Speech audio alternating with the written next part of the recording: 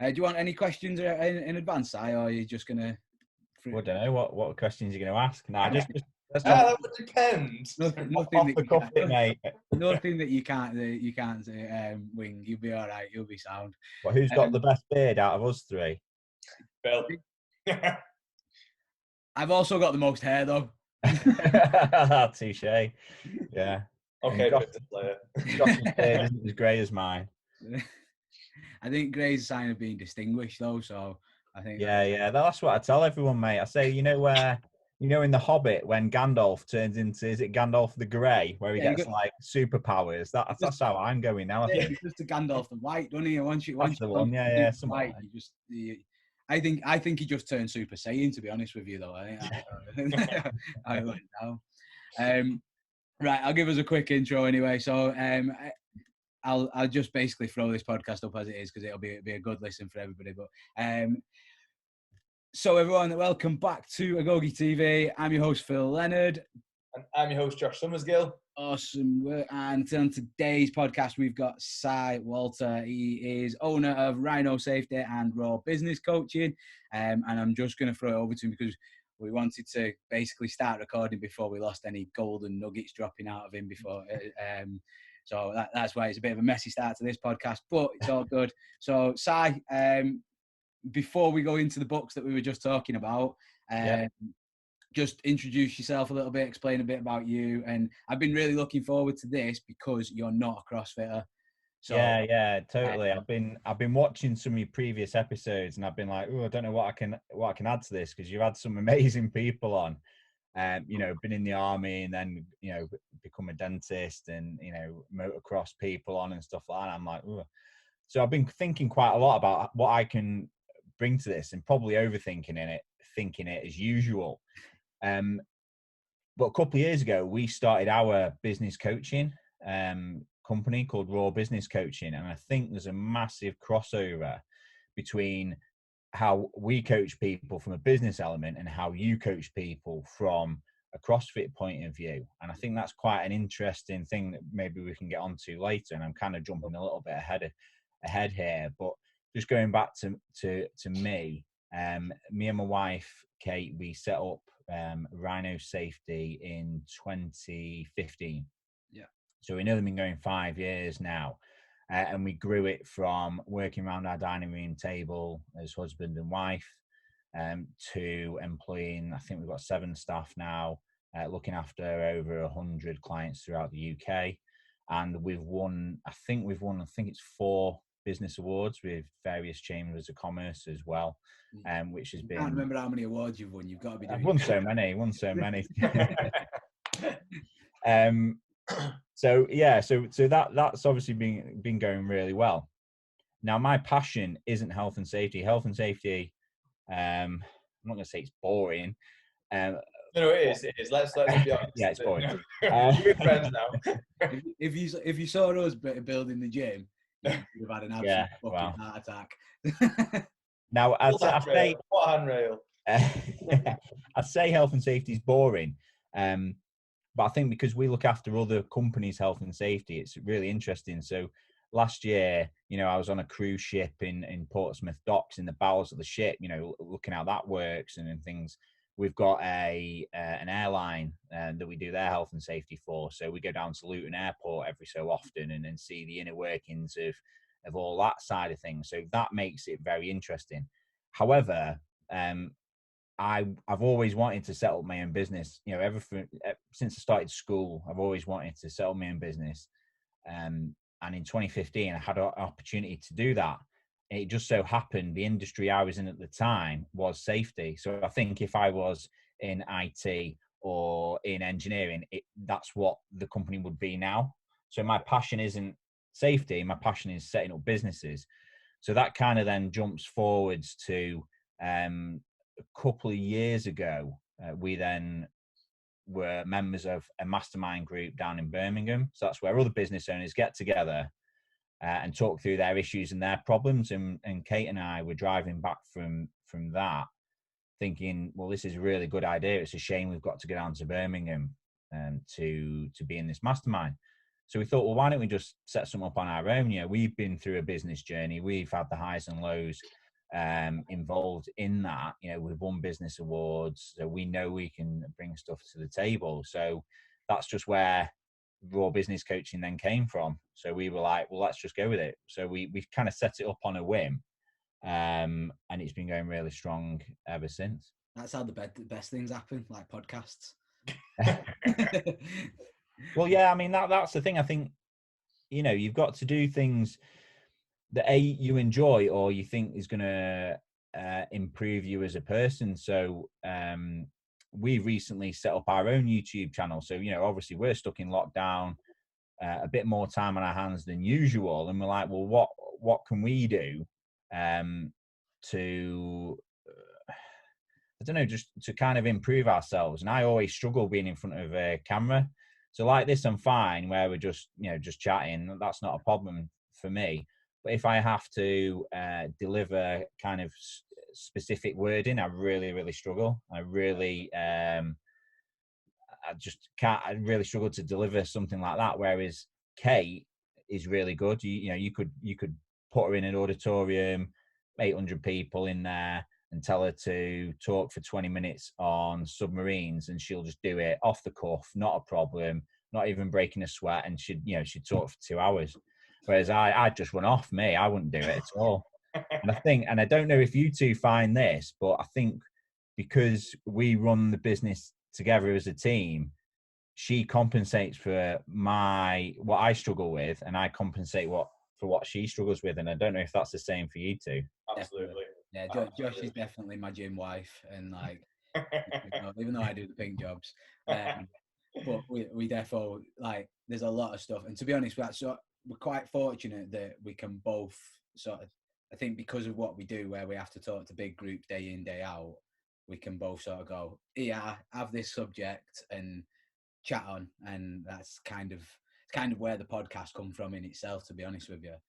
Because we're both pretty comfortable at doing stuff like that. Like, I think the second ever podcast we did was Josh went, right, let's talk about mobility. And I was like, right, okay. And we just talked for half an hour. Do you know what I mean? Like, definitely a learned thing, that though, as well. I think that's only yeah. on top of the fact of what we've done in the past. Yeah, it's not natural. It's something that we've picked up because of what we do, if that makes sense. So because we do it day in, day out. And I've actually, I watched your, that's what I did this morning. I passed my Sunday morning. I watched your vlogs and your YouTube videos. And do you know what I really liked about them? Are you editing them yourself? Yeah. Oh, well played. Because I was like, how the fuck's he done that? Like, after trying to edit some videos myself over the past few weeks, I know how hard it is. So have you got a Mac or PC? Yeah, I'm on Mac, yeah.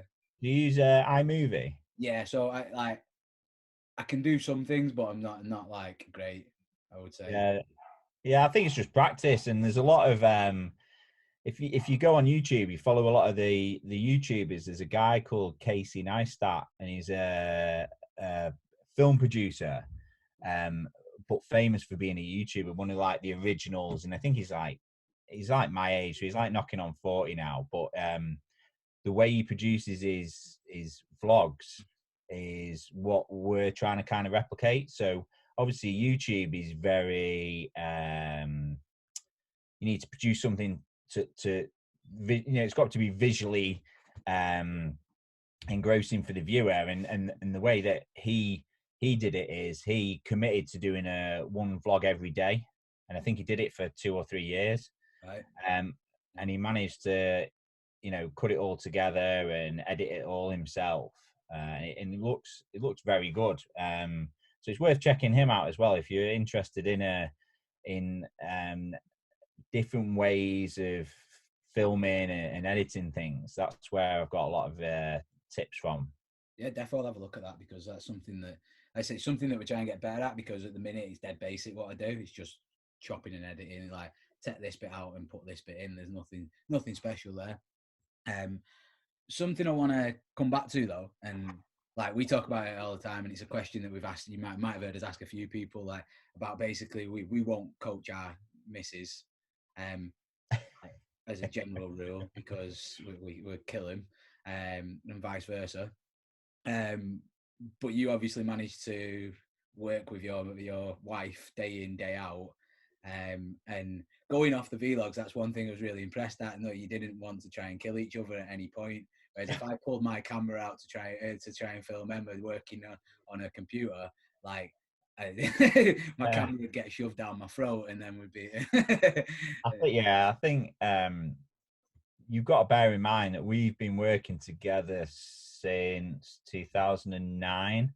So we were working for Kate's. So we were working for Kate's mum and dad in 2009 until 2015, and we've also been together since I was 16 and she was 15. So obviously we've known each other for quite a fair while, and we have worked together since 2009. And I think the benefit is she's better on camera than me. So it's me that's putting myself out there as, I know I'm not very good at this, but I'm going to try and do it. And she's just like, well, yeah, whatever, get the camera out and let's go. She can do it with like little preparation. So from that point of view, that's not a problem. But from business in general, it can be interesting running a business with your wife or partner, not necessarily from an arguments point of view, because there's always two sides to everything, and I think it helps us more than hinders us, because I'm very much like 100%, want to do this, want to do it now, got no patience, let's get it done. And then she's like the opposite. So usually stuff kind of falls in the middle, which is usually probably right. Rather than I would steam ahead and do something completely wrong. And if she was left to her own dealings, then nothing would get done. So it kind of falls in between the both, which works really well. The only problem that we sometimes get into is if I want to do something, for example, take on a new member of staff, she doesn't necessarily agree, and then sometimes we can go around in circles. Yeah. And this kind of brings us on to the whole coaching thing. So in 2015, we won our first business award after 6 months of operating, because we'd helped charities out for free, we'd turned a profit, which is obviously very impressive in 6 months. Yeah. So we got to that point and we were doing much better than what we expected. So I wanted to, we got to the point where we had so much work coming in, we were working like all hours of the day. And I said to Kate, I said, look, we either need to grow the business and take people on, or we stop taking on clients, because we set up the business to be happy, and we're not at the moment because we're so busy, we haven't got time to do anything else. So at that point of time, I wanted to grow and take people on, but that meant taking an office on because we didn't want people working from our house. Yeah. And Kate was a bit more reluctant to do that. So for a period of time, we went round in a circle. I was saying I want to do it. She was saying she didn't want to do it. Yeah. So the problem with that is it obviously didn't grow the business. We were kind of like stuck in catch-22. So that's where we engaged a business coach for the first time. Right. So prior to that, I've always believed in coaching and reaching up and asking people for help. And I know there's you've got to be in a certain mindset for that. And there's people out there that we've worked for that are like, no, we're doing it this way. Don't need anyone's help. Yeah. So, my dad used to run his own company, so I would always pick his brains. One of my ex-bosses, I'd always grab a coffee with him and say, look, we're doing this, we're doing that. What do you think? And just get their ideas. So when we were talking about growing the business, that's when we actually went to a proper business coach, showed them our figures, went through with what our goals were. And then he kind of like made the decision for us, say, well, if your goals are this, then yes, you can afford to take someone on. He kind of like gave us the green light, if that made sense, and kind of stopped us going around in a circle, which was a massive benefit for us working as husband and wife, was have that external person look at it from an outside point of view and go, yeah, you can afford to take someone on and take an office on. So that was massive for us. And since then, We've then used another business coach. We've been part of business masterminds as well. And I think it's very important if you do want to grow, and this is where it comes back to you two and to CrossFit is, if you do want to grow, you need to look at using a coach, and not necessarily the same one for a long time. We've probably stayed with our business coaches for about 12 months, maybe a little bit longer, and then looked at getting different viewpoints from different people. So how does that relate back to CrossFit?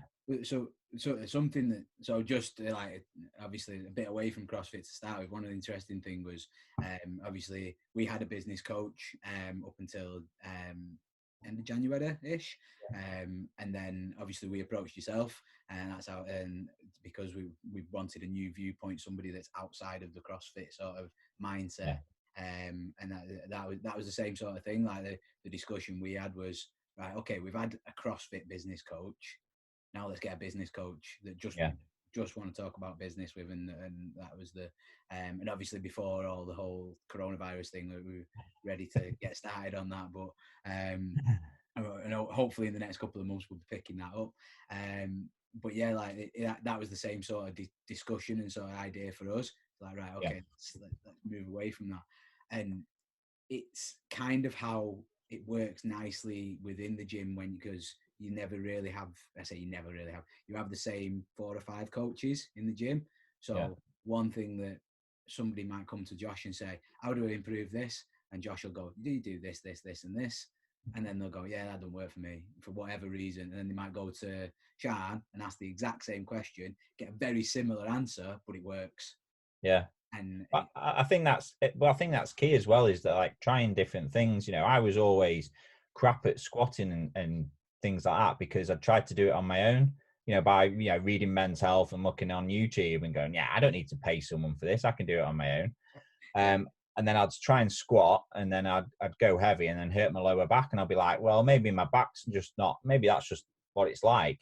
And then I actually went and used a proper coach, a weightlifting coach, and he taught me the correct posture, and now I can squat much heavier than I ever used to. But unless I had that right mindset to actually go and ask someone and pay a bit of money, because coaching isn't necessarily cheap, but you get results off the back of it.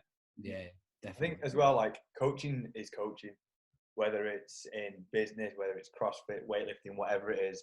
I think if you've got the belief that, okay, if I want to learn something, get better at this, I have to go and find a coach to teach me. If you can make peace with that and do that, I think you're going to go a long way. And that's like regardless of what you're doing. Do you know what I mean? And I think business especially is a big one. That's why me and Phil obviously originally got a business coach, and now we want to obviously work closer with yourself, because as much as we think we know about business, we know more about CrossFit than business. Yeah. Well, I think that's the thing. And I think there's also, you've got to be careful, because there's a lot of coaches out there that are not necessarily either right for you, or have just thought, oh, I'm going to make a bit of money by actually doing coaching. And I think it's very important from a business or a CrossFit point of view to actually look at your coach and go, well, what have they done? Have they won any awards? How much can they lift? Or, what, have they ever competed in CrossFit? And I think it's very, very important to just do a little bit of due diligence on that coach and just see what they can do, and also meet him as well and have a chat with him, and do you like them? You know what I mean? On our wall in the office, it's a phrase that me and Kate used when we first set the business up, and it says, we don't work with dicks. Because when we first set up Rhino, we set it up to be happy. And we said, we don't want to work with any idiots. We don't want to work with any dicks. Anyone that isn't going to pay us on time, anyone that's going to mess us about, set up meetings and not be there, we don't want to work with them. And we moved into a new office in August last year, and we actually had our values written on the wall, and the last value actually says that. Brilliant. I love it. I think, like, one thing that being a CrossFit gym is really helpful with is people who are dicks tend to self-select out really early. Yeah. So like they come in the gym, and obviously there's the whole no ego thing and stuff like that. And you do get people who come in with a bit of like, oh, well, I want to be the fastest and I want to do this, this, this, and this. And then they either come round to your way of thinking and go, actually, I'm not going to be the fastest unless I take this person, unless I listen to the coach, unless I do this. They either come round to that way of thinking really fast, or they leave. And it might sound awful, it might, but probably bad business for me to be like, okay, bye-bye. You know what I mean? But like, if we're not right for everybody as a CrossFit gym, and there's defo CrossFit gyms out there that would be better for that person. And what if anybody is listening to this who's tried CrossFit with us and gone, you know what, I didn't really like it, I'd say try another gym, because we're so different from every other gym. You might like it there, you might prefer that, and I've got no problems with that. Maybe from a business point of view, that's a bad idea, but I prefer to be like, right, we're going to work with people that we like, that are good for us, and then we'll attract more people like that. Yeah, totally, mate. And we do the same thing from a business point of view. Hence the, you know, we don't work with dicks motto that we put up on the wall is. I go after this video. Yeah, we don't work with dicks. There you go. Yeah, because we originally, when we first set up, we set a minimum fee for Rhino Safety, and we said, look, you know, if anyone wants to work with us, they can't be dicks, and they've got to pay this minimum fee. And if they're not going to do that, then they can go to someone else, because there's always going to be someone cheaper. You know, we've lost business because someone's gone, oh, I'll do that for whatever, 50 quid when we charge 100 quid. But, you know, I'd rather not waste my time or my staff's time, you know, chasing, you know, 50 quid when actually our overheads cost, you know, quite a bit of money for the office. We pay thousands of pounds a year in membership fees anyway. So why undercut yourself, and you're spending your time trying to facilitate a client that is probably going to be a pain in the ass anyway, for not making any money on it, when like you just said, you'll get more clients that actually do like you. Yeah. And you'll free up your time to go and find them. Yeah, definitely. 100% agree. Speaking of general business coaching, I'm going to throw you under the bus for this one, because you probably got loads of tips. But if you was to give somebody a number one tip for a business owner, and again, that can be like very generalized, and it might be don't be a dick, which I think would be brilliant. Yeah. What is your number one tip for business? My number one tip for businesses is coffee. Oh, man. Right. So and let me just elaborate on that. When we first set up Rhino Safety, obviously we had to get our name out there. No one knew us, and if no one knows you, then no one's going to buy off you. Yeah. So it's like with beef burgers. If I said beef burgers to you, you're immediately thinking McDonald's, aren't you? Now, are they the nicest beef burgers you've ever had? No. But they're the most well recognized. So what we wanted to do initially was to get ourselves out there to as many people as possible. So what I did, I went through like Google for local businesses that were doing well, and I picked up the phone and I dropped them an email, and said, look, love what you're doing. We're just setting up on our own. I'd love to buy your coffee and just pick your brains. Yeah. So I did that. I also emailed, I think there was about half a dozen competitors of ours locally, and emailed them the same thing. Said, look, let's grab a coffee, because there'll be work that they don't do that we could do, and vice versa, and pass stuff on. So out of these 6, I think 5 came back and said, yeah, let's have a coffee and have a chat. And it's all about just making sure people know about you. There's networking events you can go to, and things like that. It's just getting your name out there and your face out there. So when people go, oh, I need a hand with this, who do I know? It's just buy someone a coffee and just have a chat with them. And it not a chat in the sense that I do this, it's 100 quid and you're going to buy it. It's more of a chat about what do they do. Is there any synergies with what they do and what you do? Yeah. And not looking to sell at that point, just looking to just make connections. It's all about who 90% of our business comes from referrals, comes through people that know us and that like us. Yeah. we don't have to spend money. You know, we don't have a sales and marketing department. We don't spend money on Facebook ads and whatnot. So the biggest tips for business owners would be just to get out there, just to meet people, just tell them what you do, and then just go from there. Yeah. Networking. Yeah, really interesting actually. So like in the CrossFit world, there's a guy called Jason Khalipa, and I was actually listening to a podcast of his this morning, and basically one of the things that he said was the reason he was on a podcast was because he just continually got chatting to this one guy over and over again on Instagram. Like it was just like he commented on lots of his posts, he commented back, and then eventually like he dropped into his messages and they just had a bit of a chat. Like nothing, like they weren't like, he wasn't trying to sell him, he wasn't trying to get him on the podcast, but like he just kept saying to him, look, like I really love what you're doing, keep it going, that kind of thing. Any advice on this, blah blah blah. And then eventually, like, and again, Jason Khalipa in the CrossFit world is like a big name to be on a podcast.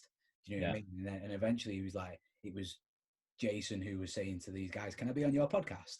Yeah. I think I've got something to offer.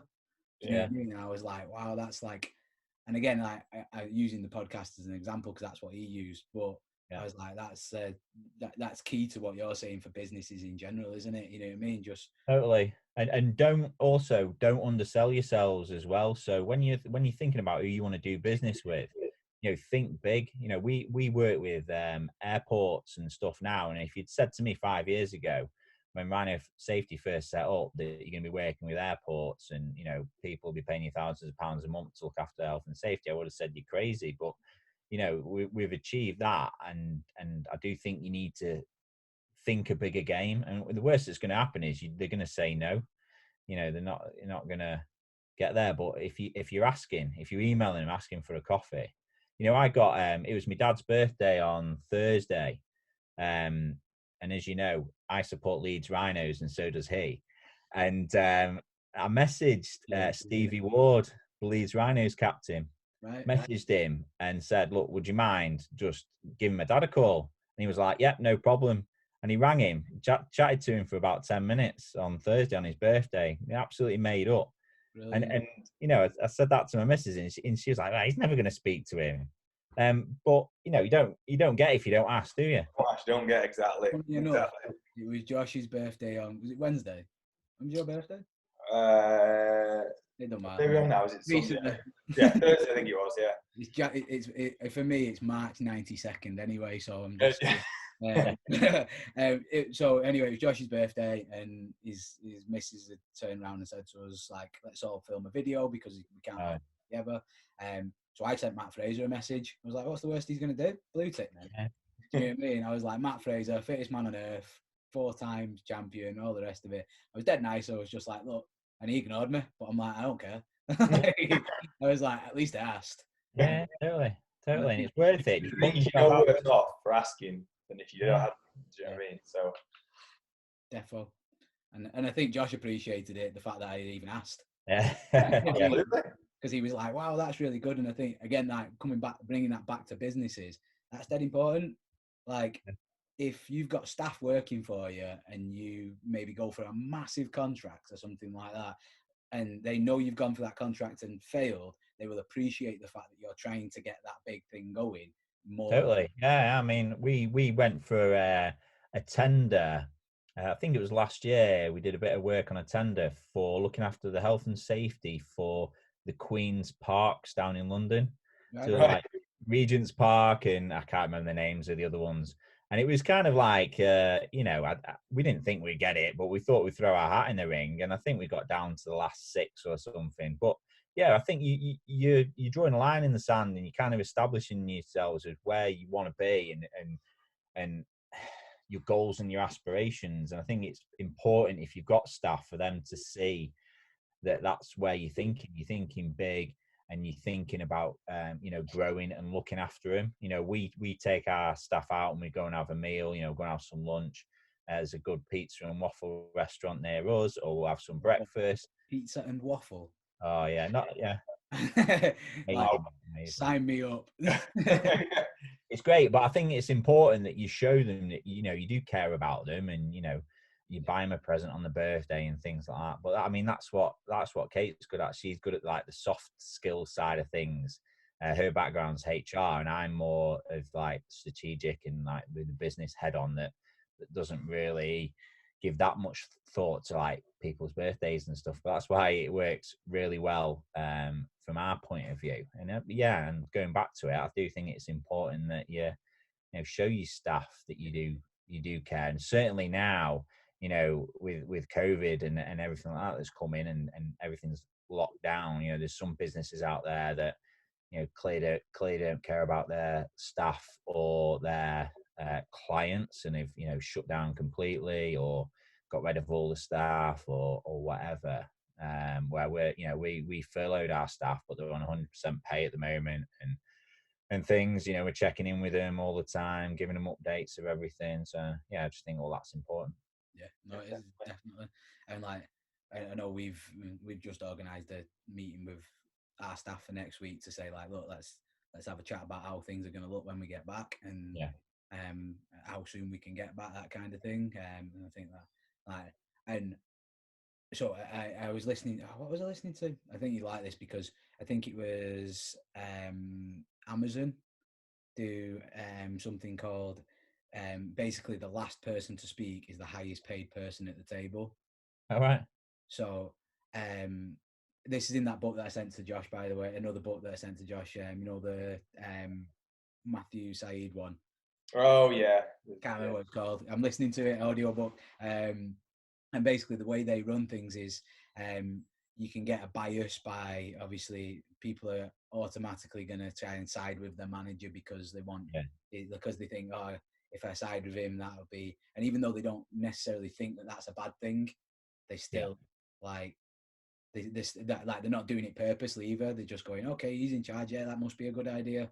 Yeah. Whereas actually they could come out with some much better ideas. So they do a thing where they have a half hour of silence in the meeting where you read the documentation about the meeting. Then you write down your ideas and stick it on a board, and they get shuffled up or something. And then they go through all of those ideas, and then they finally start talking. And when they finally start talking, it's the lowest paid person at the table first. He gives his ideas and thoughts about it until you get to the. Quite interesting, yeah. Oh, it's quite cool, actually, yeah. Yeah, and I was like, and one thing that obviously I've got loads of ideas how I think we should restart the gym. But one thing I want to implement when we talk to all our staff week tomorrow is I want them to tell me how they think we should restart, so that I can sort of go, well, because maybe they've got better ideas than me. Do you know what I mean? Yeah, totally.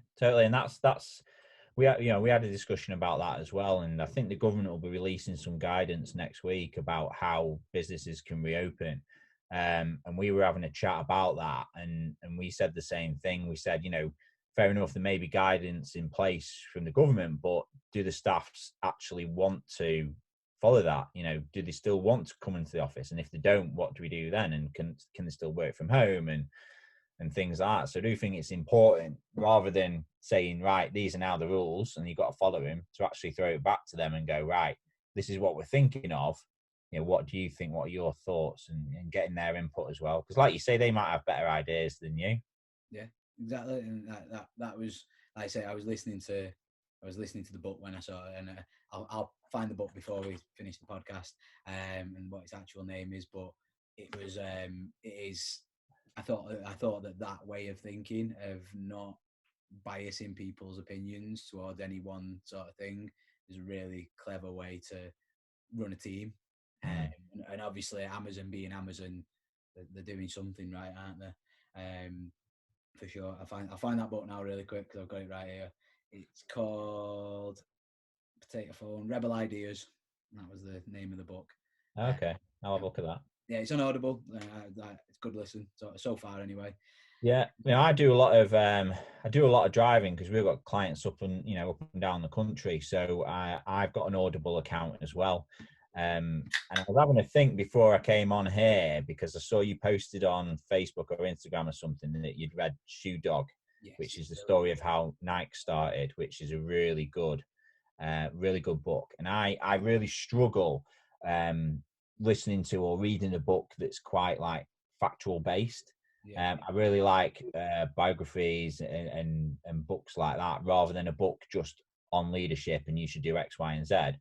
Actually listening to, for example, like Steve Jobs' autobiography is a really interesting book. So before I came on this, I actually had a think, and I thought, well, what would my three top books be?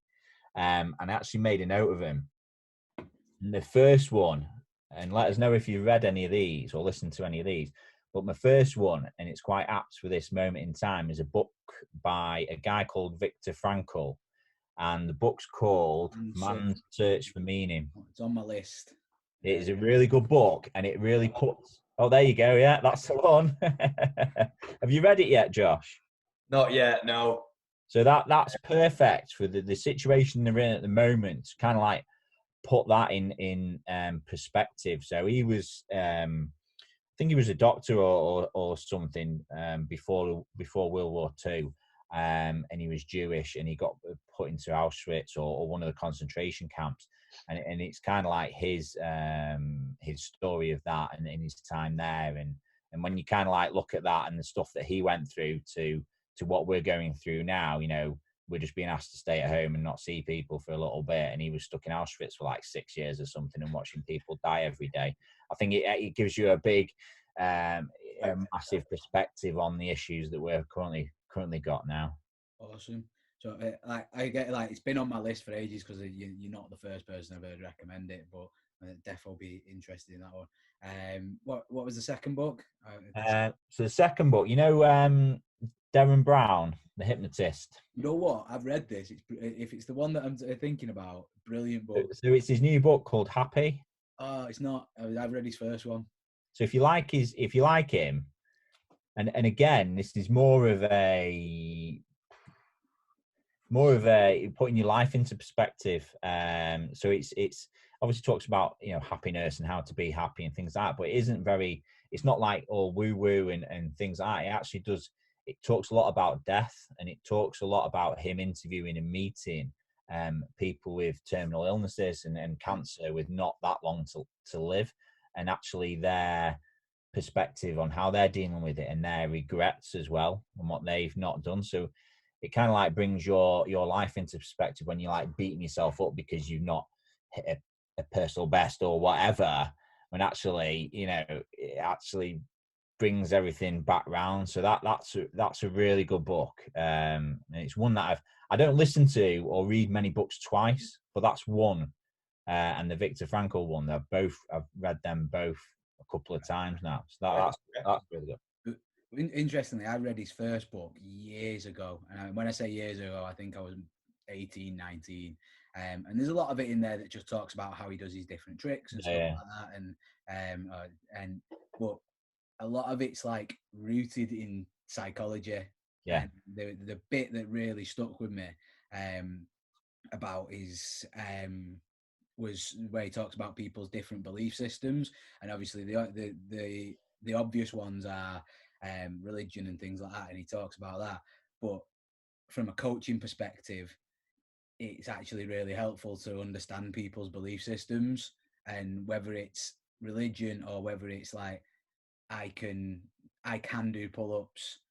Do you know what I mean? If their belief is that they can do pull-ups, they're going to be really fucking good at doing pull-ups. Yeah. You know what I mean? And you telling them you can't do pull-ups would maybe, like, most people who believe that they can would just go, nah, nothing, not bothered. Yeah. Their belief system is the opposite way around, where they can't do pull-ups. It works in the complete opposite way, where and I think that's important. Doesn't help. Yeah, I think that's important from a coaching point of view, is the whole mentality side of things as well, and the whole mindset. And it's not, you know, it's not necessarily all about the body. A lot of it's about the mind and believing that you can actually do something. And, you know, his first books, you know, is really good as well. But this is more not about him but about, you know, being happy in life itself. And again, it's not a difficult read. I'm not the best reader, to be quite honest with you. I do struggle. And it isn't a difficult read, but it's a really interesting book. My third book, which is one that I've read recently, and I'd be interested to get your take on this one, Phil, if you have read it, is a book called How Not to Diet, and it's by a guy called Micheal. I've not read it actually. Right. I'd be interested for you to read it and actually get your take on it, because I know obviously you do a lot from a nutrition point of view. But it's basically, he's an American doctor, and he takes all the diets out there and looks at which actually do work but he only takes the ones if they've been scientifically tested. So like peer reviewed, studied independently, checking into who's actually funding the study and things like that. And that had a massive impact on the kind of foods that we were trying to eat. And because, we've tried a load of different diets and stuff like that. But there's so much money being pumped into the food industry that, like McDonald's, sponsoring the Olympics and things like that, because they've got, give the Olympics £2 billion or whatever. It kind of delves into all that, why are we being brainwashed to eat all this crap and meat and things and stuff like that. It's very That'd be interesting. So it's funny actually, because one thing that I always say to people at the start of like a nutrition talk, so the first thing I say is, every diet I have ever tried has worked to some degree. I'm like, simple as that. It's just whether you can stick to it. Do you know what I mean? Really? It's quite like one of the things that like we talk to people about in the nutrition is just like, basically do what you want. It might just got to understand that for me, for example, keto might take, so doing a ketogenic diet might take longer than doing if it fits your macros. But for another person, because they can stick to it and adhere to it better, we actually. Well, that's what. Yeah, I mean that's what he says. I mean, he says that I think he says 3 of the fastest diets you can go on is 1, fasting and never eat again. 2 is getting typhoid, and 3, if you want instant weight loss, chop an arm or a leg off. Yeah. You know what I mean? And I think that sets the tone for the book, because it's very much like, well, you can lose weight, just stop eating, there you go, done. But is it sustainable? No, it's not sustainable in any way. And he actually evaluates all the diets based on that, that criteria. Is it sustainable? And the one that does come out of it the best is intermittent fasting. It's like the one that is the most easiest to stick to. And interestingly, I remember we probably first met, Phil, when in about 2007. Yeah, and I remember, I think there's a picture. I'd be roughly double what I am now. I was going to say, there's a picture of you, and I think you posted it on Facebook a while ago. There's a picture of you, and you were, a little different in size than what you are now, and that journey that you've been on. That journey you've been on from then until now has just been massive, isn't it? Yeah, like, and you know what? Like, funnily enough, I was talking to Josh about this yesterday. I am currently, and I hesitate to tell people because I don't recommend it for a lot of people for different reasons. But I'm currently intermittent fasting, but I'm intermittent fasting because right now that really suits my lifestyle. It means that I can train at certain times, I can eat at certain times. It all fits within that nice little window of when I'm eating, when I'm training. And then the rest of the time, just don't eat, because that's my rule and it's easy to stick to. Yeah. I'm not doing it for because I believe that that's the best diet in the world for everybody. I do it because it really fits with what I do at the minute. And what I was finding was I was just massively overeating because I was just in the house all day. And I'll go and have this. Yeah, all right, I'll eat that. Sounds like me at the moment. It's like, I was laughing, but I said to Josh, I was having fucking crisps for breakfast because it was just easy. Do you know what I mean? Now he's having crisps for lunch because it fits in the 6-hour window. Now I'll wait till dinner time and I'm but no, because now I'm actually really hungry when it comes to time to eat. I make something proper to eat. Yeah. And that little shift, again, it's not necessarily, and again, I generally don't recommend it for women because hormonally certain times of the year and month it's a nightmare telling them they can't eat at a certain time. Don't know what you're talking about. But yeah, no, I'd agree with that. And it's pretty like, I'd definitely be interested in giving it a listen. One thing, Yeah, have a listen to it. He's got another book as well, which is called How Not to Die, which basically talks about actually in generally how to look after yourself and things like that. But they're both pretty interesting, to be quite honest with you. It'd be interesting to know what your thoughts are, because I'm coming at it from a layperson point of view. I'm not that into my nutrition and stuff, so it'll be interesting to know what your thoughts are on it. yeah, no, it'd definitely be interesting giving it a read. What one book that I want to actually recommend for people as well, especially because you guys have both. Josh is going to read Shoe Dog because I've sent it him. And I've only ever sent Josh one other book, and it was his favourite book. So I'm going to say that I'm going to say that if I've sent him Shoe Dog, that he's got to read it. This one. Yeah, Obstacle is the Way. And if you like Shoe Dog, the Richard Branson's book as well is equally interesting. Yeah. I think Shoe Dog's better just because it's written better.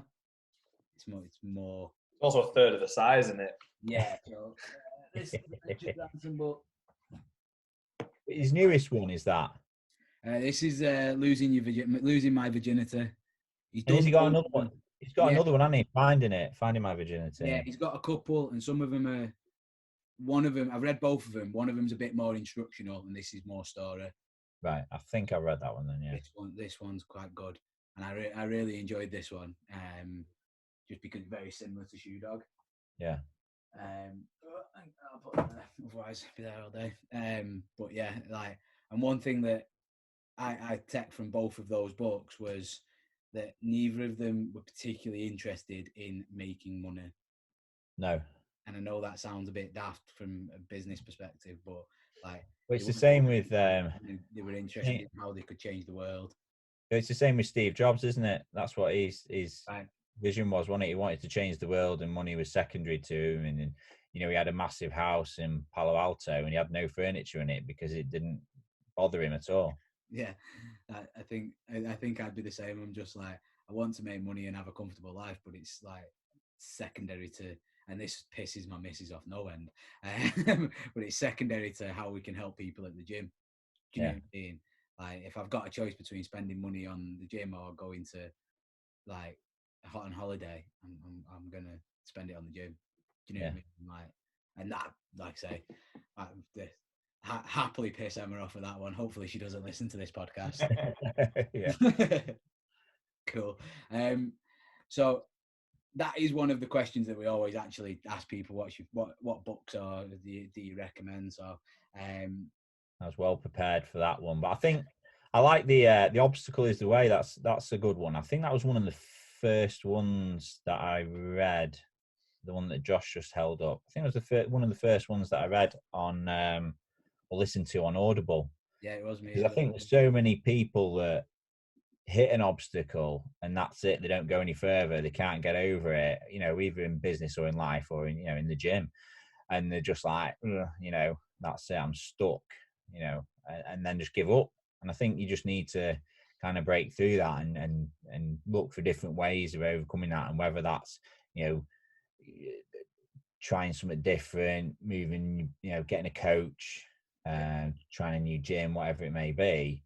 I do think there's different ways to look at it and try and get through issues because, life's tough, business is tough, and it's easy just to go, well, I'm just going to go and play on Call of Duty for a bit now and sack everything off when the benefit will come from maybe my afternoon. That's what I've got scheduled for at the moment. I'm trying to I'm writing a book at the moment, and I got really far into it, and now I'm just not finding the motivation to do it. And it's on health and safety as well, so it's not the most interesting thing. But I did want to get a book out there, so I want to get that sorted. But I might go and Call of Duty for a bit. I like it. Love it. I basically said that I'm going to do this call today, and then I'm going to write my evening off in the afternoon and just play on Call of Duty. That was pretty much me for the day. So, but again, people need time to unwind and stuff like that. So we kind of covered a lot of the questions, but something I just want to touch back on is obviously you've built a team for Rhino Safety, and you've got yourself and Kate for Raw Business Coaching. And this is purely to help us now. We're in the process of trying to build an awesome team, and we've got some pretty good people in place already. Have you got any advice on building a team? You got any? Totally. Yeah. So one, and I can't remember the book that this came out of. Oh no, I do. So Timpsons. Yeah. The what did they do? Shoes and shoes. And yeah. So the guy who set it up, I think he's called John Timpson, and he wrote a book. And what they said they do is they take people on based on the person, not based on their qualifications. So when we were interviewing for our first safety consultant, we interviewed 2 people. One of them had no qualifications, but a passion for health and safety, which is a bit sad, but hey. That person still work for you? Because I hope they listen. Yeah, they still do. Passion for health and safety, and she really fit in with the culture of the team. Right. Whereas the other guy we interviewed, he had all the qualifications, but just didn't fit. He just didn't fit in at all. He'd clearly researched us, so he'd clearly been on LinkedIn and Facebook and on our website, and to have a look at, and his answers to all the interview questions were based back on what he thought we wanted to hear, rather than him being genuine. So we actually took Sarah on because she fit our culture, because she was right for the team, and then we trained her up so she was at the same level as the other guy that we interviewed that we didn't take on, that just wasn't the culture fit. And that's been the case, and that would be what I would recommend for anyone, is you interview people, but don't necessarily worry that they've not got the right qualifications if they're keen to learn. Sarah is going to pay for her own qualifications if we hadn't done anyway. We did it regardless, but make sure that they're the right fit. Don't go and take on someone because then they've got the right qualifications, but they're going to be an awful fit, because your team's just going to be completely shattered by introducing that bad apple into it. And it is difficult to try and find people that fit that mold, but don't go down the trap of the easy route and just go, well, yeah, they've got the qualifications so they can do the job. It's more important to make sure they fit and you get on with them well. And the other thing that we do is we do a couple of interviews when we're doing for a role.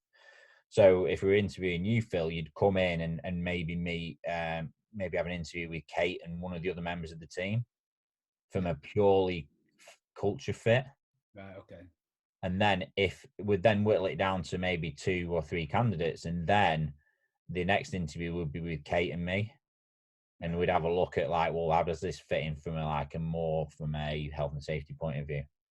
Yeah. Because I think it is difficult taking someone on. You meet him for an hour's interview, and you've got to try and pick someone, which is really difficult to do, isn't it?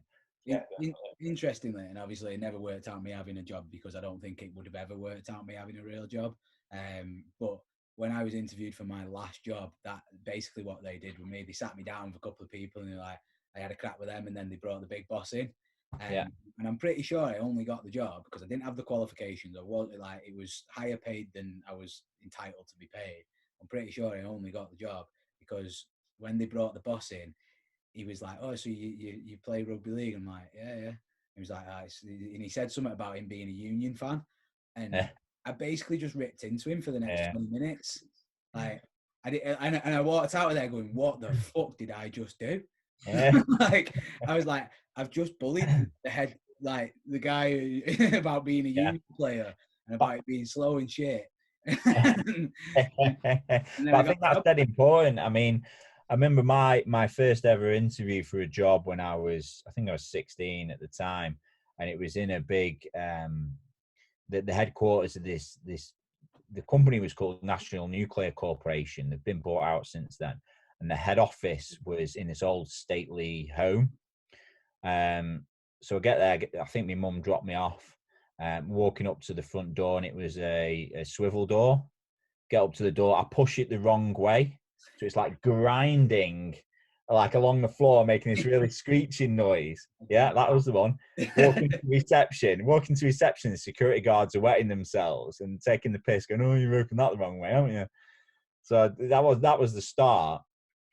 And then I walk into this boardroom, and there was the longest table I've ever seen, and there was 6 people sat behind this table all ready to interview me. So this is my first ever interview. And I was completely panicking, absolutely panicking. And the interview was for an apprenticeship. And they'd said, well, what apprenticeship do you want to do? Do you want to do electrical or mechanical? I haven't got a clue. So I just ticked the first one. So I just ticked electrical.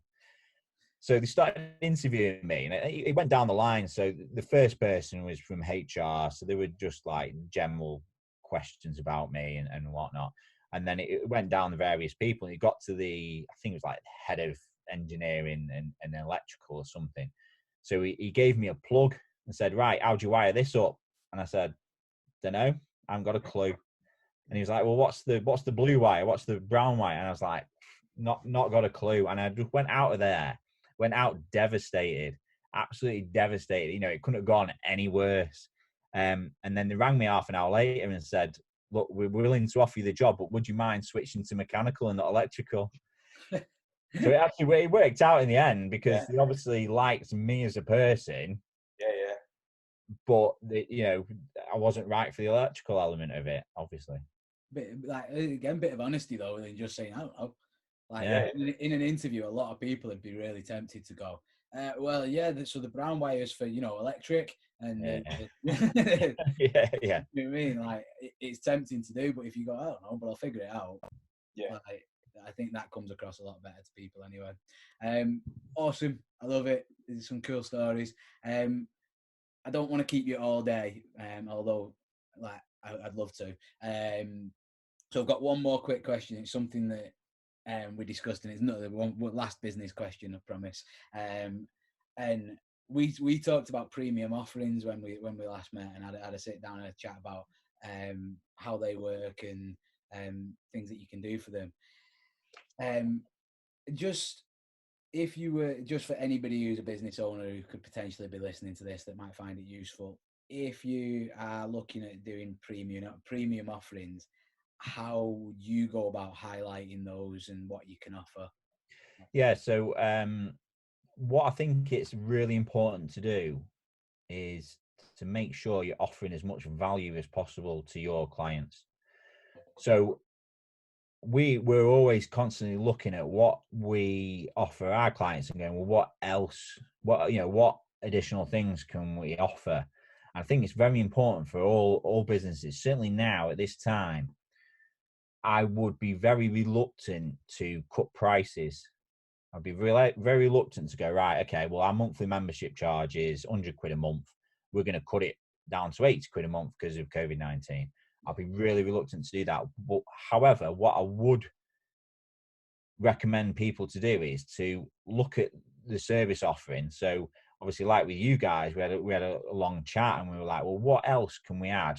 If we had a premium membership, what other benefits can our clients or can our members receive? And I think it's really important for all businesses to go, okay, well, from Rhino Safety's point of view, our clients got all these things, but they're going to need additional COVID-19 risk assessments and COVID-19 toolbox talks, and think we can throw all that on top and not keep the price the same, but we're going to give them more value, give them extra service. Just ring them up. How are things going? Can we help with anything? At the moment, not heard from you for a while. And all these different things, and we threw a load of ideas around when we had a coffee at your place. And I think it's really important now that if you start cutting your costs now, you've already probably lost a lot of cash at the moment because of the COVID-19. If you then start cutting your costs now, you're going to really struggle to get back on top of things again. But if you start adding on extra benefits, if you go to a CrossFit gym and one CrossFit gym gives you free coffee every time you go, and the other CrossFit gym doesn't, and everything else is equal, which one are you going to go to? Yeah. You know what I mean? And I think it's really important now that business owners in general just look at the service offerings and go, well, can we add anything extra? What additional value can we add?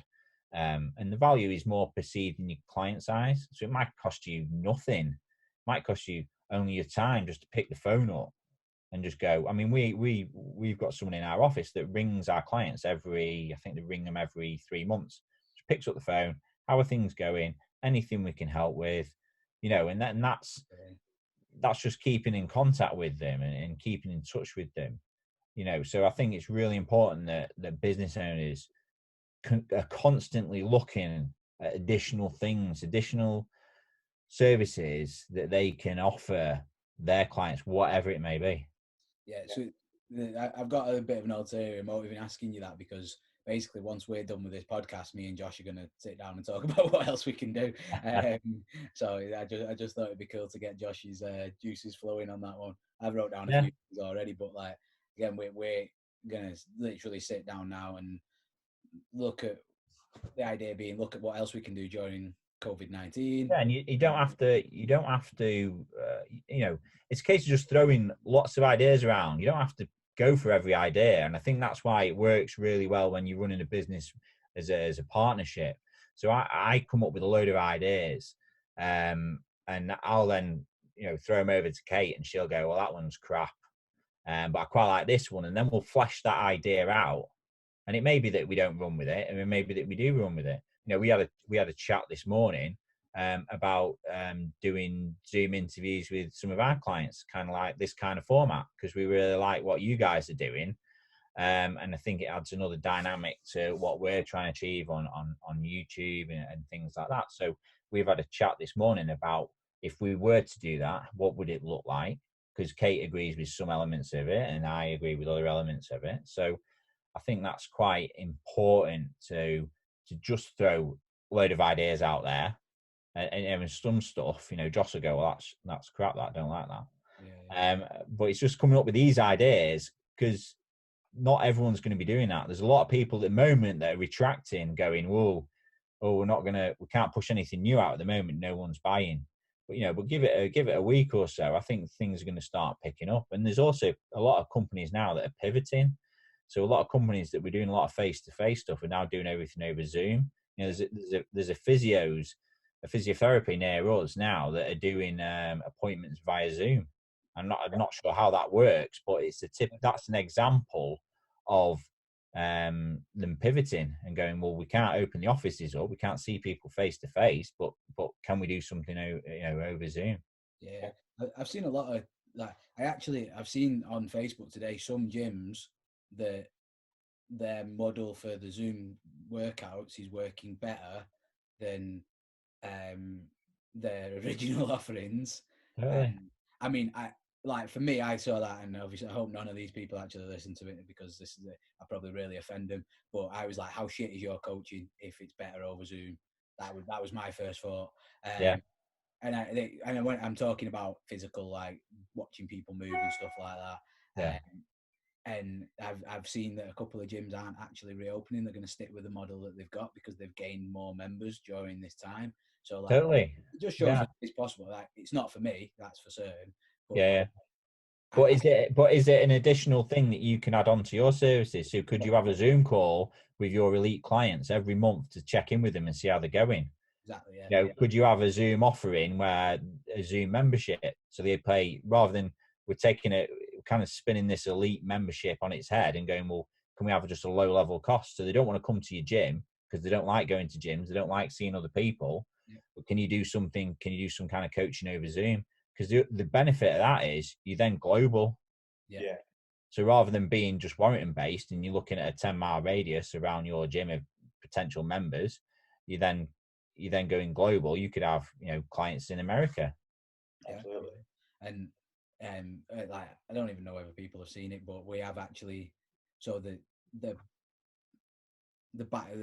model on our website is now there for us to start taking on people for clients that are online, and it's better than it was before, because it's never actually, if anybody ever wanted to come to us online, they had to get in touch with us through Facebook or whatever, whereas now they can be directed to the website and be like, right, okay, I just want an online coaching from you guys.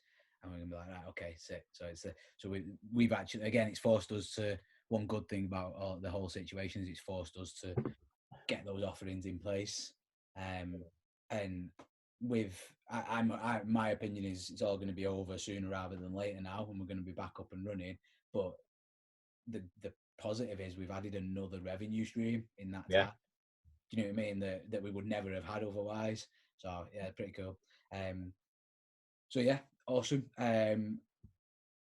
I want to just really quickly as well go do some quick fire questions. Basically, the questions are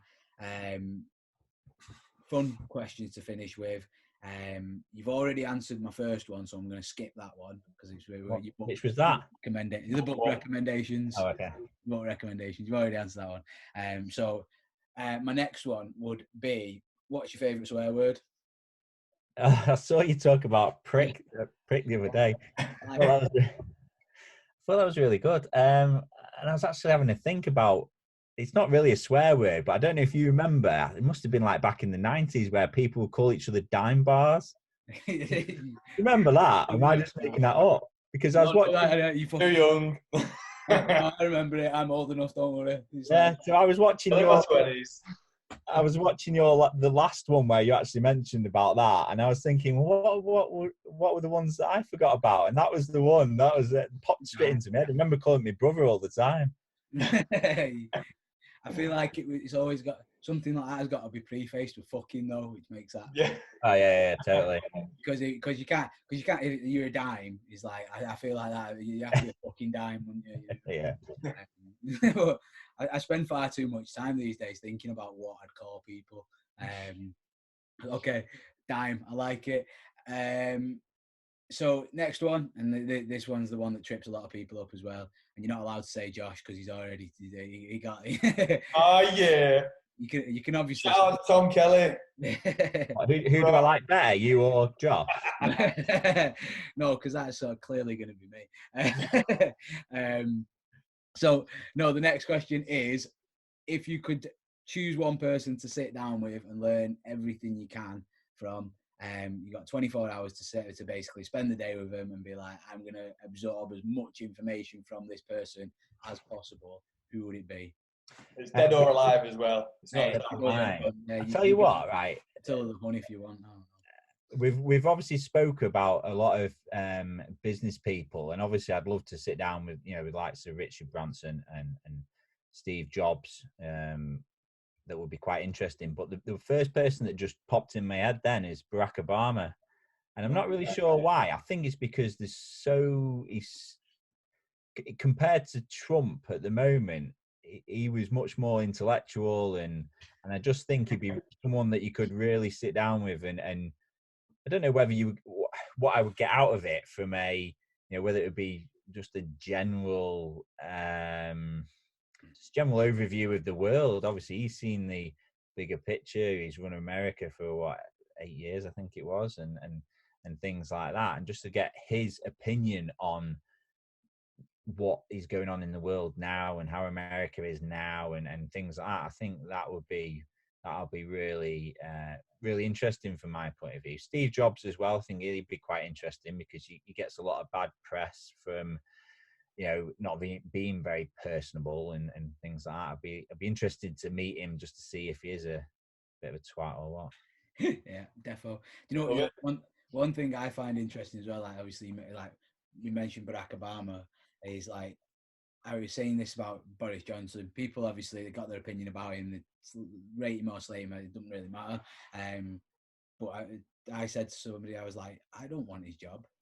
No. I was like, I can't keep 100 gym members happy in one go. Never mind 60 million people or whatever it is.